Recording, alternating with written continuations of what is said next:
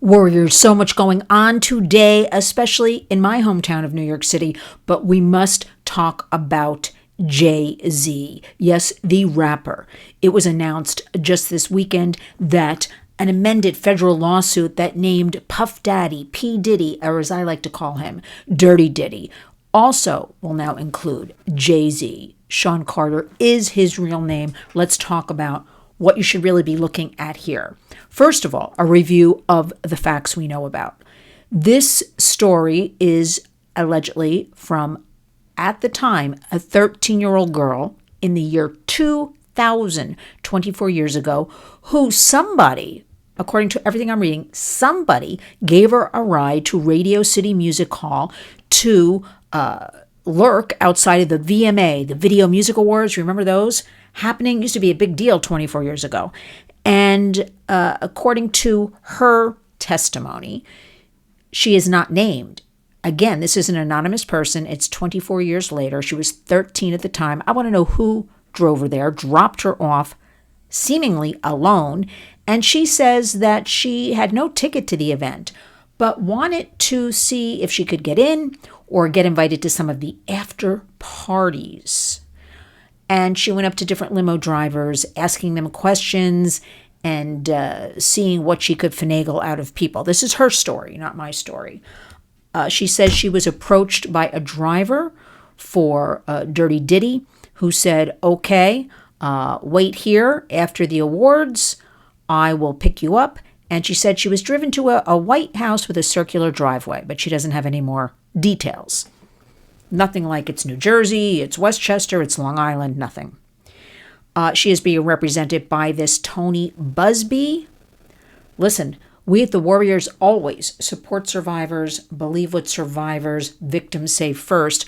But I gotta say, we have to go with facts and truths, what we really know. That's how our justice system works. So I want to point out all of a sudden now Jay-Z's thrown into this. Yes, have we heard lots of gossip, innuendo, different things over the years about Jay-Z? Sure we have. But was I there? Do I have proof? No, I don't. And also, I just have to say, this lawyer, Tony Buzbee, anytime, remember the Catholic Church and all that? Anytime, now hear me out here, there's some sort of class action, there's notoriety, anything like this, a lot of people jump on the bandwagon, right? So now we've got Jay-Z putting out a statement under his music corporation, Roc Nation, calling this Tony Buzbee an illegitimate lawyer. We have Buzbee fighting back. Really? In the meantime, what's getting lost in all of this? If this is indeed a true victim of this violent, vicious crime at the age of 13. Seriously, I want to know questions like, who drove her there and dropped her off? It's hard to tell sometimes girls' ages. If they're 13, do they look 18? If they're 15, 16, that's always difficult. This is my opinion now. 13, though, if you look back, 13-year-olds pretty much look like babies or act like babies. I'm pointing all of this out because this is always a bigger picture in society. It is, where is that driver that purportedly told her, wait here and I'll drive you to an after party at Diddy's home, where she was then violated, she claims, by Diddy and Jay-Z, right? We have to take into consideration, and I'm no way defending these people, or I'm just saying, a lot's very murky here, and I always wonder why now. And I do know from working with victims, talking with victims, my research, a lot of women and girls will bury things. They're embarrassed. They don't want to talk about it. They don't want to go there. But then all of a sudden it seems like, oh, it's okay to come out. I get it totally. But we have to really not jump to conclusions. I've seen, of course, I posted the story because I get all kinds of press releases come across my devices from people in the business as well. And before I post anything, I vet it. So I did post it right away last night once it was verified that Jay-Z was now part of this federal lawsuit, along with Dirty Diddy. But I see now everybody's jumping on the bandwagon. And what I want to point out, and I'm here talking to you about it, but after all, I do actually run a nonprofit. I do actually work with victim survivors of human trafficking, sex trafficking, labor trafficking. A little bit of a different story. I take a little bit of offense to people who just jump on because they know they're going to get clicks or likes or thereabouts. There's a lot of legalities here. So I like if we have some sane lawyers, for instance, jump on and critically analyze and dissect or talk with us about issues, about what the law is, right?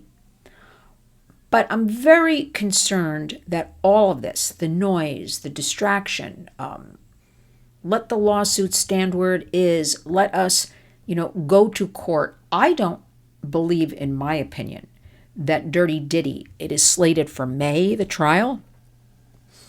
I don't think he'll ever go to court, but that's just me. We will see.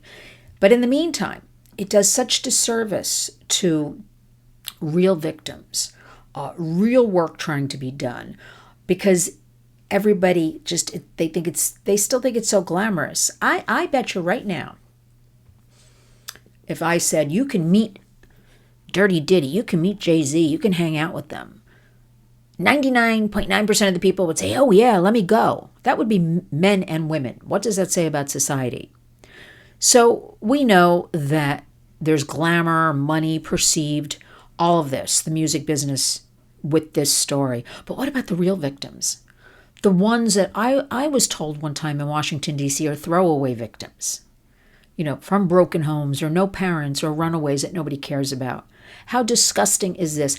Every child, every teen, every person must be accounted for and cases looked at and resources dealt with and put into, right? That is something at the Warriors we want to do. We want to shake it up. We are shaking it up. The system.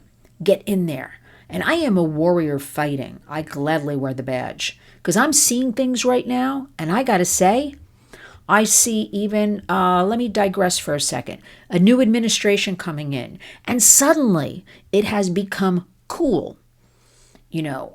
Groups that I know were anti-Donald Trump, anti-MAGA, anti-an American flag. And now all of a sudden, because Donald Trump, along with Elon Musk and some of these other billionaires in the cabinet, in the administration, all of a sudden it's become, well, these are the cool guys now, and we're going to jump on board. And I'm seeing them starting to get a lot of attention from the new administration, and I don't like it because I, along with a handful of warriors that I trust and work with to change what is going on, will not be cast aside for these people who had nothing but, dislike, perhaps, for people like me, the warriors, working nonstop and behind the scenes. Remember, we do a lot behind the scenes you don't even know about. You don't, because we don't put survivors and pictures and this and that type of thing. So we need to really stay focused, stay in our lanes. We have a lot going on. We also have right now, we just had the Daniel Penny verdict announced, the Marine, who, I live in New York City. And unless you have been on the subways in the last several years, okay, and have witnessed firsthand the disgusting violence or exploitation or the type of characters, the lack of law enforcement guarding the citizens, the public, you can't comment on Daniel Penny. You cannot comment on Daniel Penny. So it's a little bit right now in the last few minutes in New York City. There's calls for violence tonight. There's calls for burnings. There's calls for all kinds of things. So we have to really know what we're talking about, America and the world. But right now, Jay-Z, I do believe where there's smoke, there's fire. And this is the tip of the iceberg where the rap music world, enough. My concern, though, and it has been, if you look and see how women in the rap world have been portrayed for the last, this goes for music overall, but especially the rap. I want to break it down right now. I believe it's the destruction of that whole body of P. Diddy, Jay-Z, that rap environment. But somehow it has transferred, now think about this, do a little research, onto the women.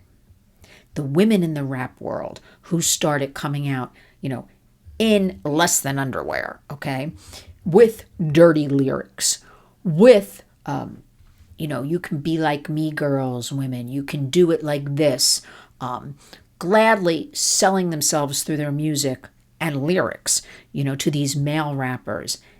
Orchestrate it? Who's behind it? I say it's a very well thought out, planned entertainment, more of a global type of thing. But we'll cover that in another program. In the meantime, I want to thank all of you. Make sure you're subscribed to our Warriors channel. We are here for you to help. If you have questions, comments, please write to me, lynn@lynswarriors.org. Remember to always honor our hashtag community creates change. The real work gets done at the community grassroots level, right? So while I'm in Washington or Albany fighting for you and your children and your families, you are doing enough if you stay in your lane and work within your home and communities, because we need each and every one of you to be a warrior. So please join us, especially during this holiday season. Let us come together. Look, I'm wearing a big heart today. Oh, it's this side. Heart. Because I want to share love and talk about joy. And especially the kids. Remember, the kids are watching all this. They're hearing all of this. They're going to be inundated today. And there's a lot of violence being called for.